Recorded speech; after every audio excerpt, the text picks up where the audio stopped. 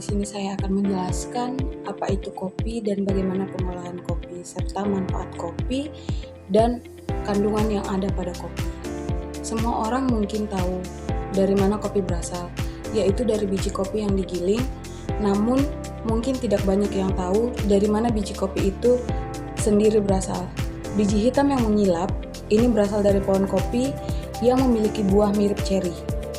Pada budidaya komersial, pohon kopi biasanya dipangkas pendek untuk mempermudah perawatan dan panen. Seperti yang teman-teman tahu, kopi adalah minuman yang berasal dari biji tanaman kopi yang telah diolah, disangrai, dan dihaluskan. Kopi ini juga memiliki banyak manfaat bagi kesehatan, seperti meningkatkan energi dan kewaspadaan, mengurangi risiko penyakit jantung, diabetes, dan beberapa jenis kanker.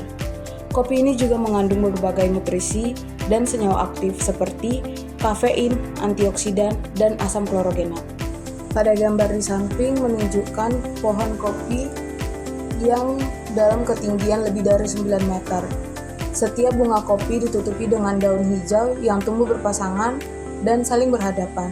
Bunga putih muncul pada musim panas dan kemudian mekar. Inilah bunga kopi atau dikenal juga sebagai coffee cherry atau coffee berry. Bentuknya bulat, ukurannya kira-kira sebesar buah zaitun dan tumbuh berkelompok di sepanjang ranting bagian bawah. Saat masih mentah, kopi berwarna hijau. Ketika matang, kopi akan berubah menjadi merah tua, merah cerah atau merah kekuningan. Selanjutnya ada bahan baku, bahan tambahan, dan bahan penolong. Di mana bahan baku ini adalah komponen utama dari produk kopi, yaitu kopi jenis Arabica ataupun Robusta, dan juga dalam bentuk green bean atau kopi sangrai. Yang kedua adalah bahan tambahan. Bahan tambahan digunakan pada jenis produk kopi yang dihasilkan untuk agar siap diminum. Ada seperti gula, krimer nabati, perisa tambahan, pengawet, dan sebagainya.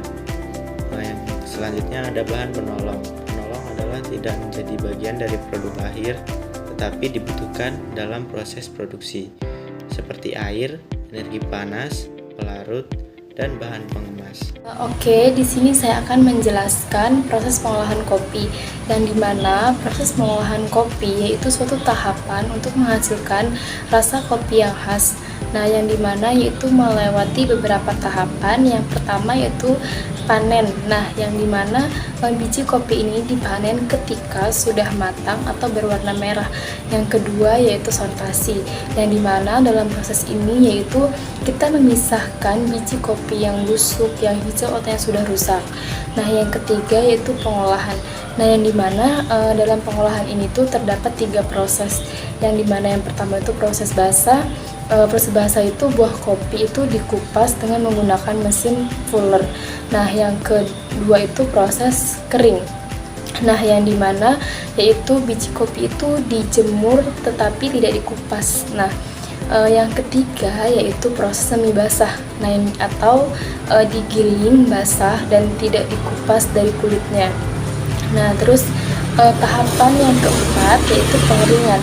Nah, yang dimana biji kopi ini tuh dijemur di bawah sinar matahari atau menggunakan mesin dalam waktu 2-4 minggu, itu tergantung cuaca.